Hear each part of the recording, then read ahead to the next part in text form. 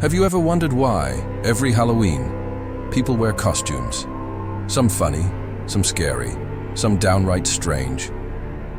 Where did this tradition come from? Why do we disguise ourselves as witches, skeletons, and monsters on one night of the year?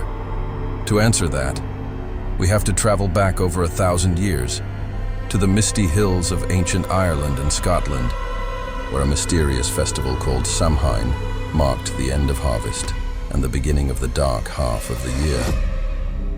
Back then, the Celtic people believed that on the night of October 31st, the boundary between the living and the dead grew thin. Spirits, both kind and cruel, could cross into the world of the living. They wandered through villages, looking for warmth, food, or revenge. To protect themselves, villagers lit huge bonfires and performed rituals to honor their ancestors. But they also feared the evil spirits that might come seeking mischief or harm. And so, they came up with a clever idea. If the dead were walking among them, they would disguise themselves to blend in. They smeared ashes and soot from the sacred fires on their faces. They wore animal skins, masks made of wood and straw, and cloaks stitched from old rags. The idea was simple. If a ghost or demon couldn't recognize you as a living soul, it would leave you alone.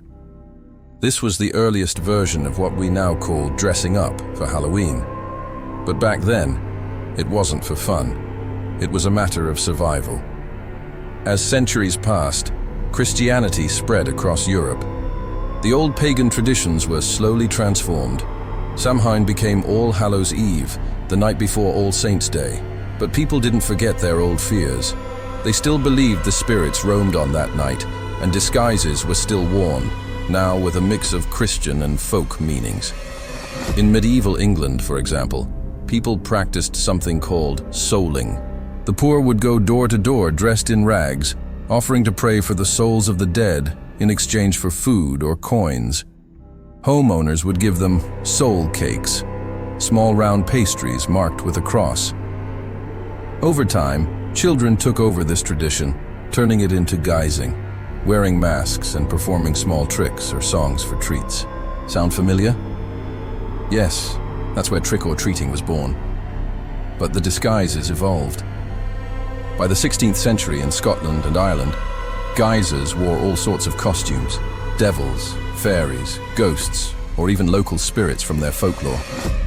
The goal was still the same: to hide from the wandering dead, or at least to entertain them. When Irish and Scottish immigrants came to America in the 19th century, they brought these customs with them. Halloween quickly blended with American culture, a mix of ancient Celtic fears, Christian traditions, and a growing sense of community fun. By the early 1900s, costumes were no longer about hiding from ghosts. They were about becoming them for a night of harmless mischief. Children dressed as skeletons, witches, and monsters, echoes of the ancient disguises worn to survive the night when the veil between worlds was thin. Adults joined in too, hosting masquerade balls and neighborhood parties. The fear turned into play. But even now, if you look closely, the shadows of the past still linger. Every time you put on a mask or paint your face like a skull, you are taking part in a tradition that began thousands of years ago, a ritual of protection that became a celebration. Think about that the next time you see a group of kids laughing under the streetlights, their costumes glowing in the dark. Once upon a time, those disguises weren't for candy. They were for safety. It's strange, isn't it? What began as a night of terror has become one of laughter, creativity, and imagination. But deep down, the reason is still the same. Humans have always used masks to face what they fear. From the Celts warding off spirits, to medieval villagers praying for souls, to modern families carving pumpkins and dressing as vampires, Halloween costumes are more than just fun. They're our connection to the mysterious, to the ancient belief that maybe, just maybe, the dead do walk among us once a year. So when you pick out your costume this Halloween, remember, you're part of a story older than any haunted house or horror movie. You're continuing a human instinct as old as time itself, to disguise, to protect, and to play with the things that scare us most. And who knows, Maybe, as you walk through the flickering candlelight and the fog on Halloween night, one of the figures beside you won't be wearing a costume at all.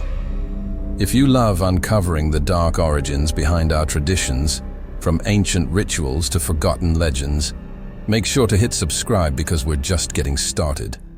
The past has many more secrets to reveal, and I'll be here to tell them. Happy Halloween!